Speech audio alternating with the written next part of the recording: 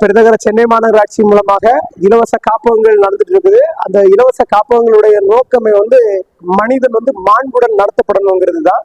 அந்த மாண்பை முதன்மையா கொண்டு இன்னைக்கு உலக தற்கொலை ஒழிப்பு தினம்.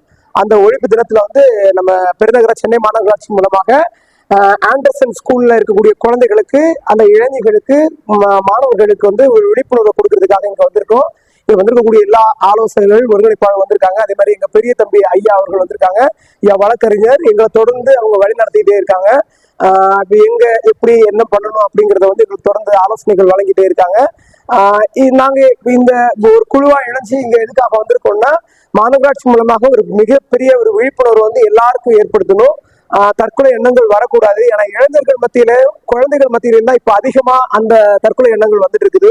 திடீர்னு செல்போனுக்காகவோ, பைக்குக்காகவோ, காதலுக்காகவோ, அதுக்காகவோ இதுக்காகவோ அடிக்ட் ஆகி விரைவில் முடிவு எடுத்துடுறாங்க. அந்த விரைவில் எடுக்கக்கூடிய முடிவுகள் கண்டிப்பா சரியானதாக இருக்காது. அது தவறுகள் நடக்க நிறைய வாய்ப்பு இருக்குது.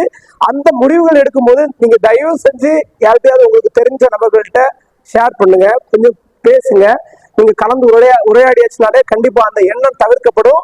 அந்த மோசமான ஒரு விளைவை ஏற்படுத்தக்கூடிய தற்கொலை எண்ணங்கள் தவிர்க்கப்படுங்கிறத சுட்டி காட்டுறதுக்காகவும் குழந்தைகளுக்கு உணர்த்துறதுக்காகவும் இந்த பள்ளியில வந்திருக்கோம்.